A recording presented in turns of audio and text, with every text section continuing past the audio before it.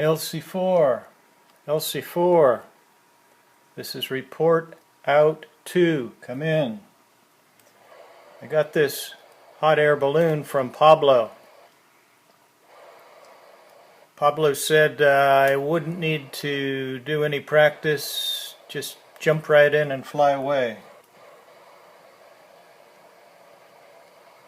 So that's what I did. I hope Pablo was right. It's difficult to do these report outs for you as ordered, primarily because it causes a complete reflection of an entire week's worth of work and actually disseminating that out into a simple report out. So we will continue on. The good news this week is that I have successfully infiltrated this group. I believe they actually think I'm one of them. So we'll see if that can continue and I can successfully collect the data. Clearly we need to steal a copy of Blackboard Learn. They are using it to centralize nearly everything they do, the flow of information out to their students as well as the collection of data back from the students and other sources like the internet, and then placing it out on the cloud. Let's maintain altitude. And I'm going to use this balloon today to try to find the cloud because it's got to be out there somewhere and we need to know where it is. Maybe we can even steal the cloud. Apparently everything is becoming accessible. That in itself is a concern. What will we do when they know all that we know?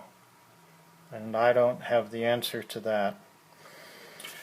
This week we looked at using clickers, typically beginning by posing a question and then using the clickers to evoke some kind of a response, and certainly this requires participation either in groups or as individuals, and they need to show up to be counted to be clicked.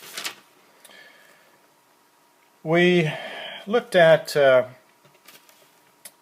Bubble, which was a form of online, turn that valve and get a little bit more gas up there, online mind mapping of ideas in a bubble diagram, which is something that we've done for years on paper, but this is a nice way of being able to do it and then integrating that information into web or other locations.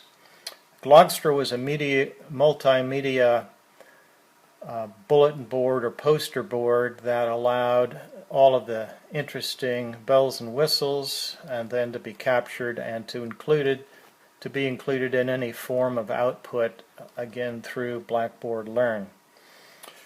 The interesting item that captured my attention this week was the use of the online rubric, which once established allowed some very instantaneous grading and some very consistent feedback to students on certainly documents, but I can only think that it could be used in interesting ways, perhaps on graphic material as well as on text.